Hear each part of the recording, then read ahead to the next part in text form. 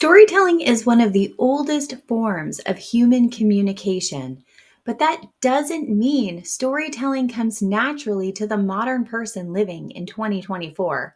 Constant notifications, the ever present call of the instant gratification monster, and the practice of violently distilling our thoughts into 140 characters or less has eroded our attention spans and long form communication capabilities to great consequence. A Gallup poll from 2022 showed a sharp decline in reading since 1990.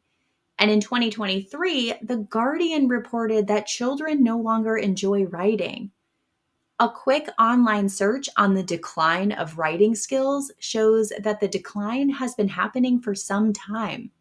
But writing is as important as speaking for communication.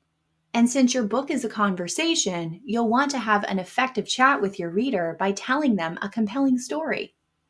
At some point in life, you must have heard the idiom use it or lose it.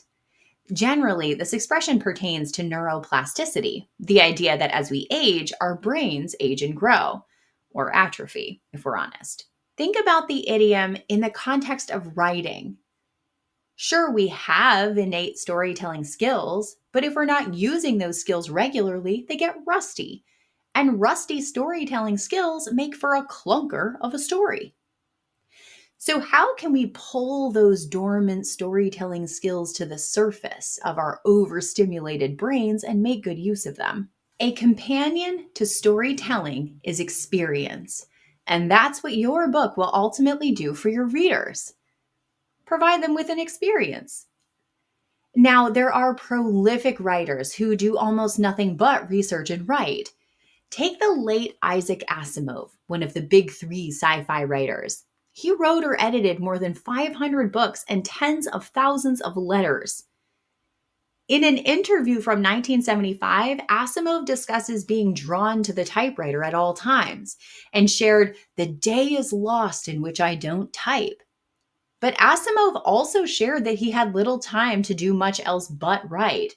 He certainly didn't have oodles of free time to go gallivanting about town collecting life experiences to turn into book pages. Asimov provided his readers with experiences because he had deep knowledge of those experiences through the copious amounts of research he was doing on a daily or near daily basis. But as I shared a couple weeks ago, most of the authors I work with don't have that kind of time, and I suspect you don't have it either. You may be a parent, a caretaker, an employee, a volunteer, or a freelancer writing books or stories as a side hustle after the daily obligations are done. And on busy days, the time left after meeting those daily obligations is squeezed into tiny windows of opportunity. So I'm not going to encourage you to take a page out of the Asimovian handbook. Instead, I'm asking you to lean into self-care, especially when the writing feels strained or uninspired. For me, gardening, even grabbing the shears and just pruning something, allows me the inner mind space I need to create. As the external world quiets around me, except for the snip snip of my trusty tool, my internal world comes alive with characters and settings and colors and moods and plot lines and conflicts and so much more. But I also live in Vermont, so gardening season lasts only about half the year. In colder months, I ramp up my personal yoga practice or drum practice, or I paint and draw a little more. While I used to feel a little guilty for prioritizing these practices in my day, as if I were somehow neglecting my young daughter or my partner by doing so, I've learned how much more present and patient and affable and creative I am when I take the necessary time to care for me, not just the people and spaces around me. Think about where you are in your life's trajectory, what experiences the characters in your stories are having, and what you may need to learn to relay those experiences to your readers in a way that is unique and authentic to you and your process.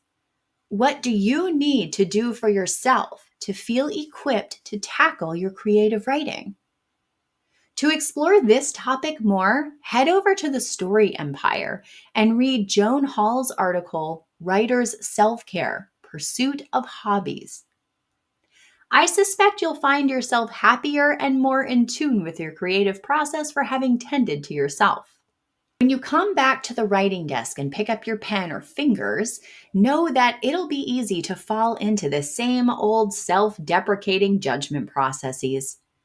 Having a hobby or caring for yourself isn't suddenly going to make you be less harsh in your self-criticism. But don't go beating yourself up every day because your writing isn't bookshelf perfect yet. Remember, when you write the first draft, you tell yourself the story as you need to understand it. When you revise that draft, you begin rewriting the story for your eventual readers. The craft of writing is in the drafts. So agonizing over every little word and sentence and paragraph as you're putting them on paper can lead to a downward spiral of stagnation. From time to time, though, we all could use a refresher on being kind to ourselves. If you need a dose of positivity today, check out the article Meg Dowell wrote for A Writer's Path titled How to Stop Judging Your Own Writing So Harshly. And if that doesn't quite do it for you, Lynette Burrows wrote an article for Writers in the Storm this week titled The Torment and Bliss of the Crappy First Draft, which fits perfectly into the self-care for storytelling theme and encourages you in no uncertain terms to give up the idea of perfection. Because let's be real, Pobuddy is nerfect. Some of the most successful writers are the ones quickest to confirm that perfection is a myth. And this makes sense. Successful writers are often those who understand the importance of revising and editing to get to their definitions of done. And those successful writers also modify their definitions of done as they learn and grow and develop their storytelling crafts. Shirley Jump is a modern prolific storyteller with more than 100 book titles under her belt, and she openly discusses mistakes she's made throughout her writing career.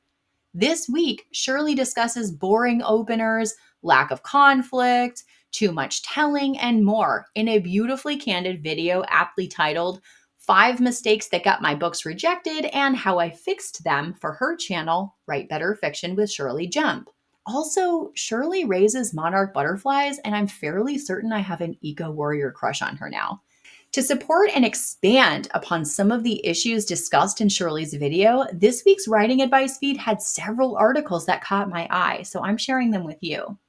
If your belly is squeezy because you're worried your characters don't have enough character, Hugh Cook tells us that effective characterization lies at the heart of all good fiction in an article he wrote for Elizabeth Spann Craig titled Make Your Characters Leap Off the Page.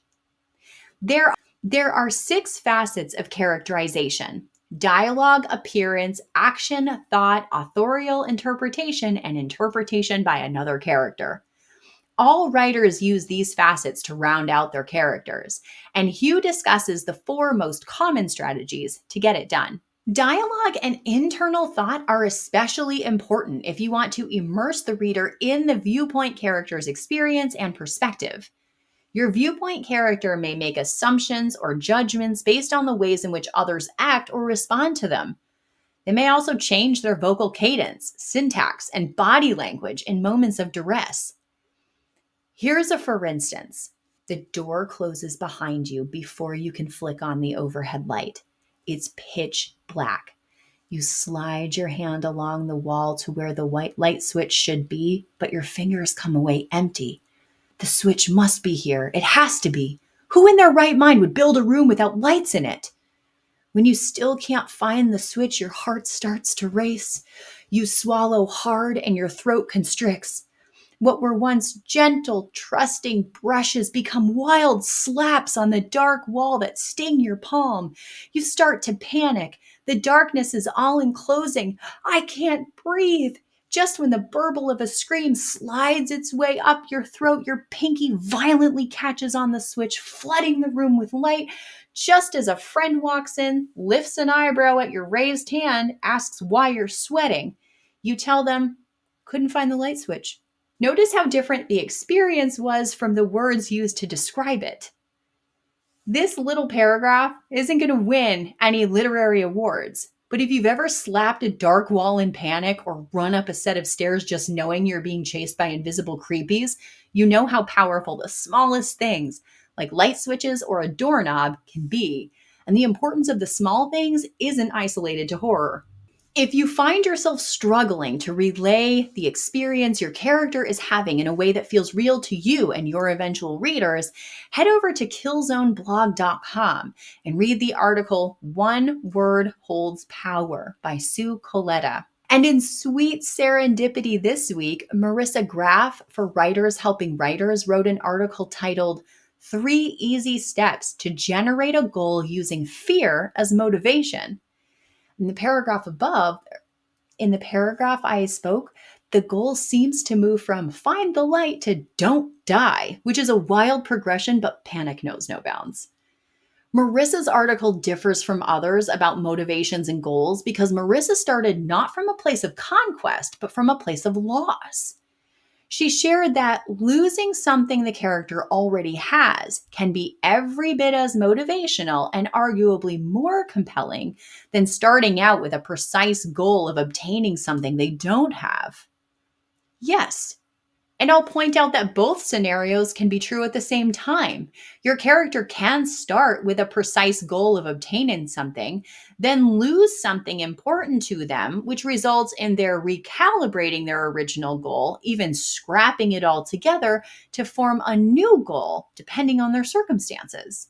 And though your characters are fake, they should feel as real as a certain wooden doll felt after a certain blue fairy listened to the wishes of a certain Italian inventor.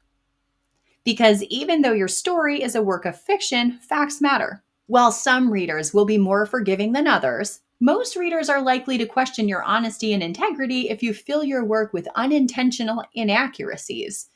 From simple snafus like purring lions, to anachronisms like luggage with wheels on it in a story set in the 1940s. Doing a little bit of research to ensure your storytelling provides a believable experience is key. Marti Johnson agreed with the importance of accuracy in storytelling this week in her article, Fiction Isn't Fact, right? So head over to Writer's Rumpus for more on facts in your fiction. When you're through with this week's advice, I hope you'll find those dormant storytelling skills coming alive from your research and experience, so your story purrs as loudly as a lion. Oh, wait. I'm Fallon Clark, book coach, editor, and writer. And I would love to know what your favorite piece of advice from this week was. Let me know what resonated in the comments so I can do more of that for you in the future. And Maria at MetaStellar Magazine collects more advice links each week than I could possibly share in a single video. So go check out the overflow links in the text article on MetaStellar's website for some extras. And don't forget to like, subscribe, share, and all the fun stuff. Sharing is caring.